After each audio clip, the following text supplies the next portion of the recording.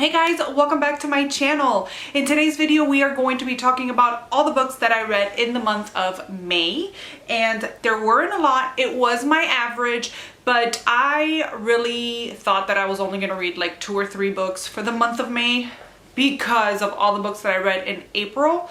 But I actually read my average number of books, which was 6 books, so I am really happy about that. Before we get started in this video, I want to apologize. I have no makeup. I have like mascara and my eyebrows on because I didn't want to scare you guys that much, even though you guys see me in my vlog without no makeup. But I don't have any foundation on. Normally for like my hauls and my wrap-ups and all of that, I like to be full makeup on, but I just re-pierced my lip. I got this piercing when I was like 19 years old, and I had it for a really long time, but at 28, or no, I think I was like 30, I took it off. I just decided to take all my piercings off. I've had my nose, I've had my labret, I've had my eyebrow, I've had my tongue, I've had my belly button, my neck. I've had so many piercings, but just one day I decided to just take them all off, and I was actually around 29. I was 29 years old when I took them off. And just a few years back, I'm like, why did I ever do that? I love piercings, I love tattoos so much, and I've been wanting to redo it for a really long time, and I finally did it.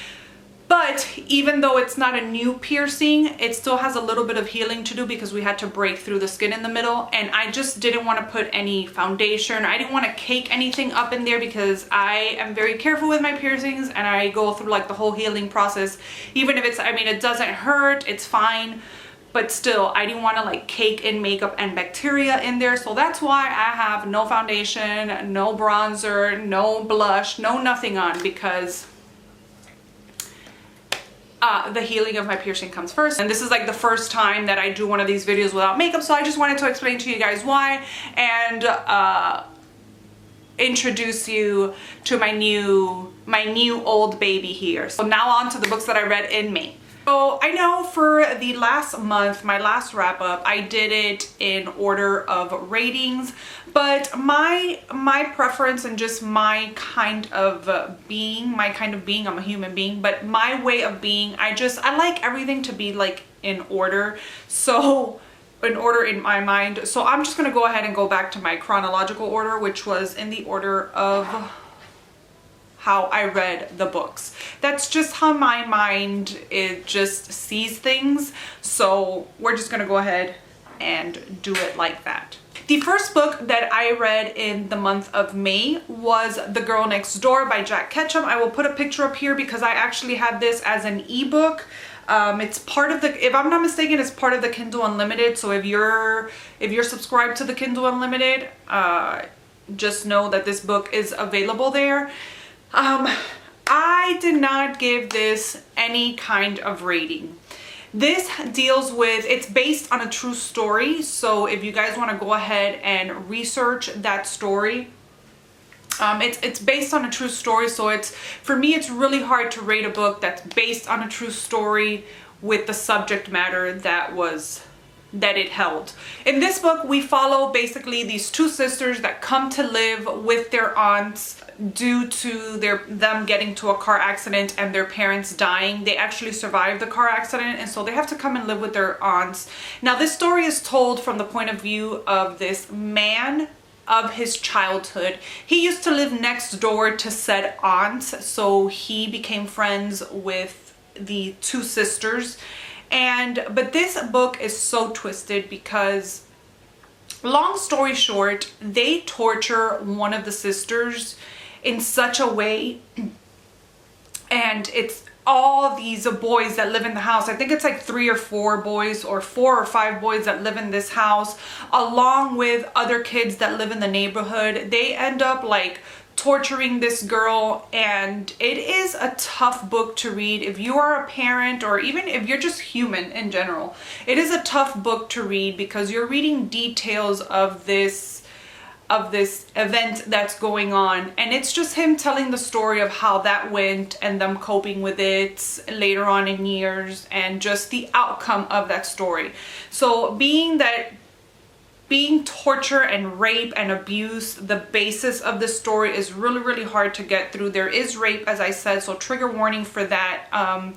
Torture, bullying, you know, you name it, it is in this book. So I didn't give this book a rating because of that, but I will say that if I rate this book as if it was just fiction, well, I couldn't even say that because of the subject matter. But based on the actual writing of the book, this book is so engaging that while it is hard to read because of the subject matter, I was still engaged. I wanted to know, I wanted to keep reading. I will admit that some areas I had to just skim through a little bit because the torture part and those kinds of areas, not because they were a bit much, they were, but because it was almost like a little bit redundant. It was like day after day after day. I mean, this girl was tortured for days. So day after day after day after day of having to like read about this, it was a little bit, it was a little much, but in the sense of the writing, I would give it 5 stars. In the sense of storytelling, 5 stars.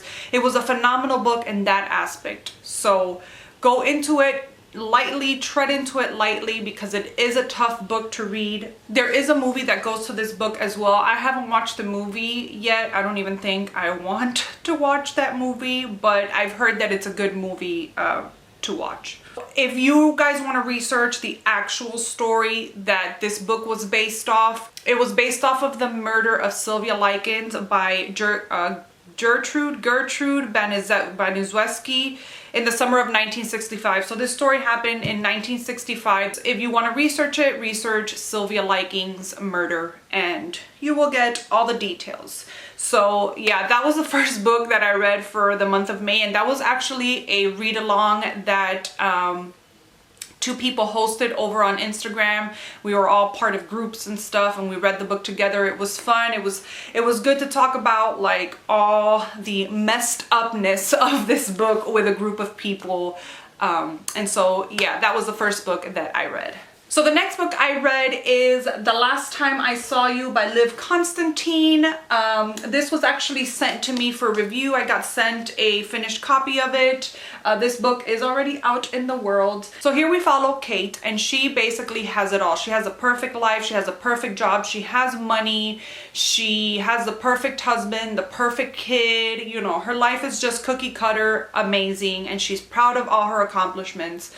But one day she gets a call that her mom has been found murdered at her house by her dad, and everything develops from there. Her and her best friend, this girl that she grew up with and basically is like sisters, her family took her best friend in. They spent summers together. They were estranged for a while, but she ends up calling her, and just like, you know, in her time of need, she calls her mom died, and her best friend rushes to her side for the funeral and ends up staying around longer just to help her cope with everything. And so we're just trying to follow the story of who killed her mother and who is coming after her, because she starts receiving messages, she's seeing things, she's getting emails, she's getting text messages of somebody telling her that she's next, that she's the next one to be murdered.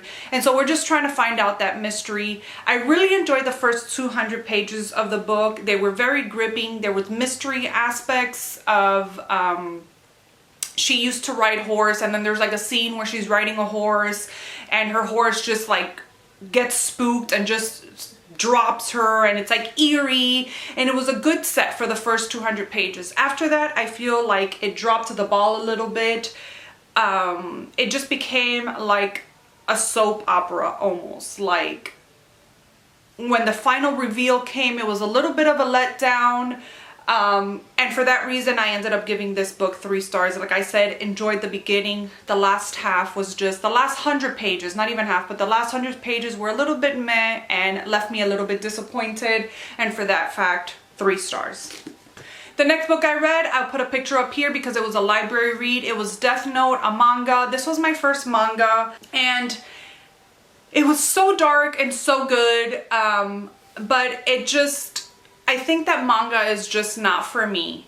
The format of it just throws me off. Like I said earlier in the video, I am a very I like things set in order, and in my mind, just the opposite way of reading the book just throws me off and just doesn't let me enjoy it. So I think that that was one of the main reasons why I just couldn't really get into it. Halfway through I was really into the story, but the artwork also just didn't sit well with me. I don't know what it was, but basically the death god, he just kind of like his art style or the way he was drawn was just like a little bit off-putting for me. I don't know. It was almost like comical, but trying to be dark and scary, but I could not get into it. The actual premise of this story, if you guys don't know, I mean, everybody knows about Death Note, but basically the death god drops his death note onto the human world. Any name that's written on this note,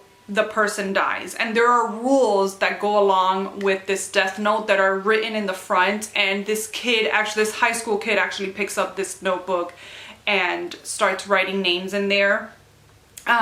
So the premise was pretty cool, but I just those little things threw me off. So I ended up giving this 3 stars, because it was enjoyable. For the most part, I did enjoy it, but I couldn't really get into it. I had actually checked out book 1 and book 2 and didn't end up reading book 2 because I just wasn't interested in continuing with it.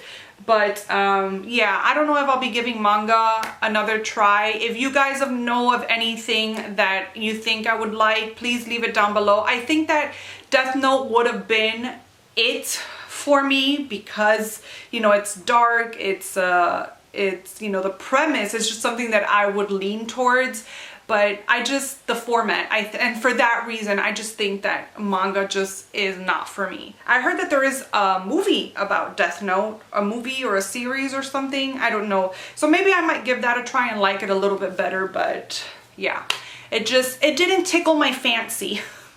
Next book I read was actually a buddy read with my friend Tali. I buddy read a lot with her over on Instagram. I will leave her Instagram link down below. Woo!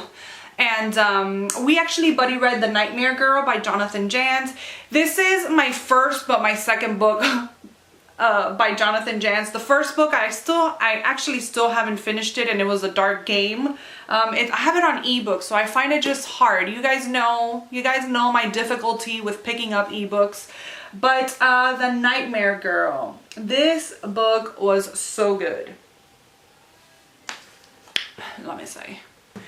This is one of these like slow burn storytelling kind of horror books. Here we follow Joe, and him and his family are on the way back. It's him, his wife, and his daughter. They're on the way back from, I believe it's his wife's parents' house, but it's like a little road trip. They're on their way back home, and they stop at this gas station to fill up, and they witness him along with everybody else that's at the gas station. Apparently this gas station is pretty packed at this time of day.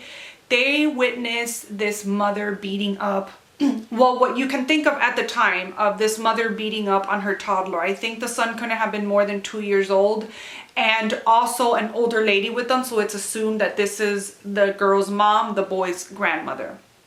And he decides to intervene because it's pretty bad how she's beating this kid up. And you hear this kid wailing and crying in this gas station. So he decides to intervene and basically stop her from beating this kid. It's really getting to him.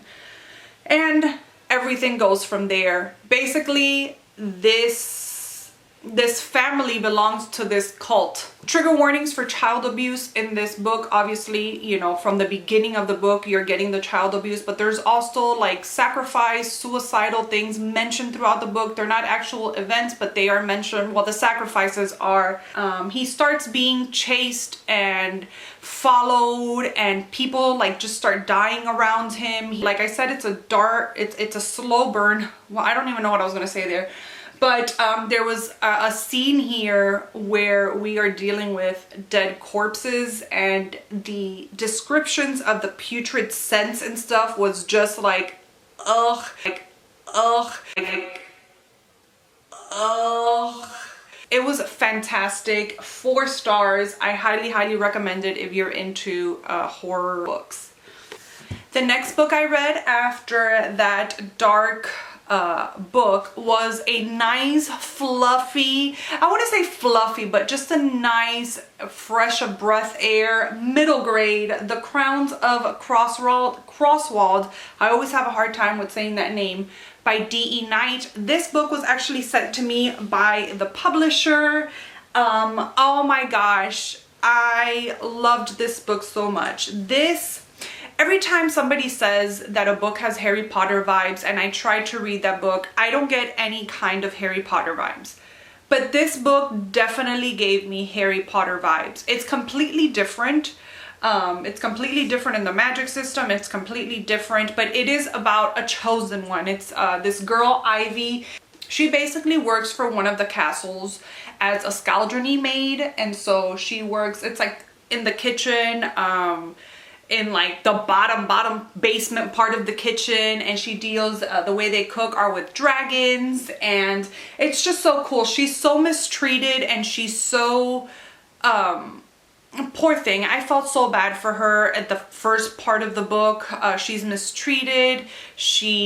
Where she lives like in this tiny little like cavern hole that's cold. There's no windows. Her clothes are scraggly. The main lady that oversees the whole kitchen and everything just treats her very bad. But one day she gets kicked out of the castle because of one of the dragons, and she ends up taking this dragon along with her because he's sick or something, or he couldn't do his job the way he was supposed to, and she ends up just taking him. And when she's leaving this castle, she is discovered, and it's such a fun adventure. It's so easy to fall in love with Ivy from the minute that you start reading the book. You engulf yourself in her story, in her nature, in her being. She's swept off to this magical castle, this magical school, and she just can't believe it. She's like, I'm just Ivy. I'm a nobody. The whole time she's like, I think you have the wrong person. I'm a nobody. I don't have magical powers. But she's swept off into this magic school. So the way that the magic system works in this world is that there are royals and then there's scrivenists. And the royals, obviously they come from royalty. They have crowns. They have specific gems on their crowns that give them their magical power.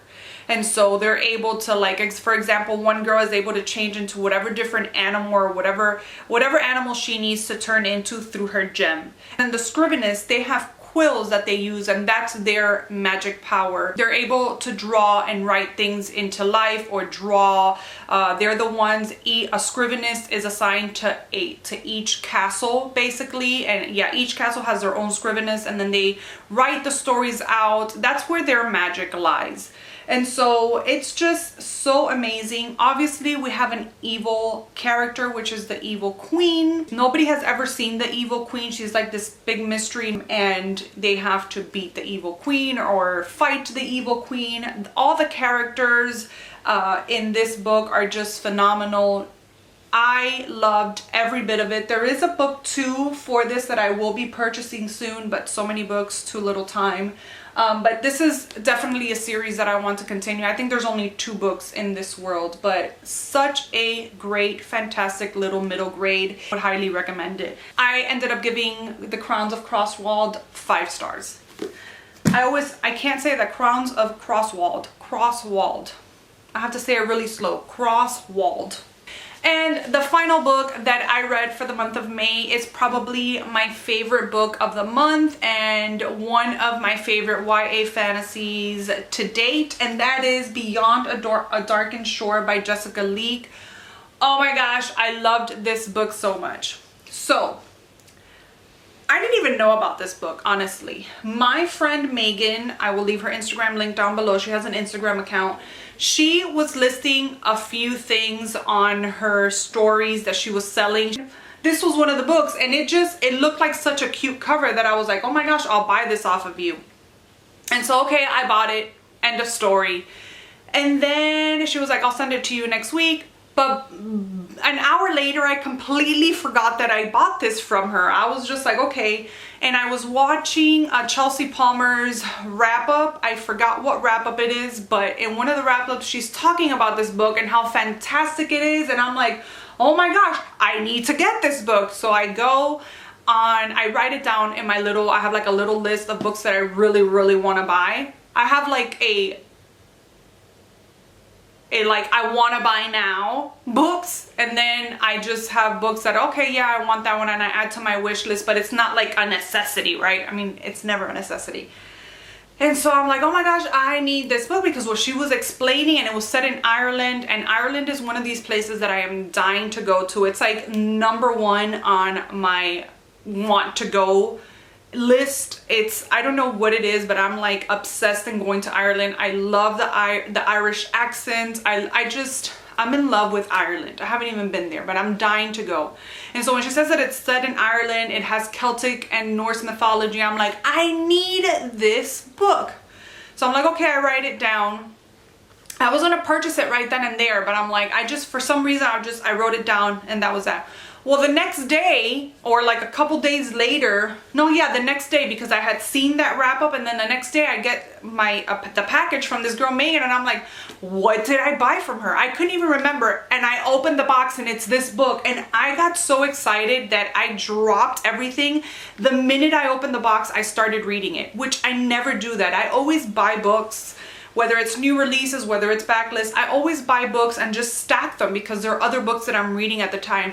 No, I read this one immediately.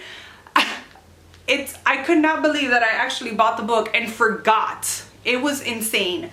So 5 stars.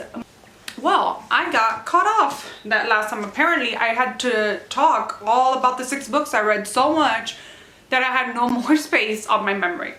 So, let me push the gum up, because I want to be chewing gum like crazy. So this has become my favorite YA fantasy to date. It has, like I said already, Norse mythology, Celtic mythology. It has a kick-ass protagonist. Oh my gosh, so good. This is basically a enemies to lovers kind of book. There is this girl, she is the daughter to the king. They have a kingdom. The king is off trying to settle some kind of rift with another kingdom, and she is left to protect their kingdom. Now she has this magical ability where she can basically take control of another person and actually do whatever she wants, have them do whatever she wants. And so everybody is very careful with her. Her mother keeps her at a distance. She has 2 little sisters that she loves so much, but her mother basically tries to keep her at bay from them because she's afraid of what she can do. She has to team up with the enemy. There are the Northmen that always come, or they always go around killing people, taking what's theirs, or trying to take over kingdoms. They come one day. The leader of that group is actually this young kid, actually her age, and she captures him. But something tells her not to kill him. And basically she has to team up with this kid to save people from the giants that are killing and eating people. It was such a good story, fast-paced, gripping, exciting, 5 stars. If I could give it 100, I would. The actual magical elements, the fantastical elements of it were on point. She actually has a book too that it's called Through the White Wood, and while it's not really book 2, it's set in the same world but actually in a different place, so it doesn't follow the same characters as this book, and it doesn't cover the same storyline as this one, but it's actually set in the same world. I do have it. My friend Megan, I kept raving about this book so much on Instagram that she sent it to me as a gift, which I am so grateful for. So I really like Jessica Leake's writing in this. She was phenomenal, and I'm hoping to get to the other books soon. But Beyond the Dark and Shore, if you love YA fantasy, I mean, you haven't read this one yet, please do, because it is amazing. So those were all the books that I read for the month of May. Please let me know down below in the comment section what books you read in the month of May and what was your all-time favorite, if any of those books made your all-time favorite books. Thank you so much for watching, and I will see you guys in my next video. Bye! But even though it's not a new piercing, it still has a little bit of healing to do because we had to break through the skin in the middle, and I just didn't want to put any foundation. I didn't want to cake anything up in there because I am very careful with my piercings and I go through like the whole healing process. Even if it's, I mean, it doesn't hurt, it's fine, but still I didn't want to like cake in makeup and bacteria in there. So that's why I have no foundation, no bronzer, no blush, no nothing on, because the healing of my piercing comes first.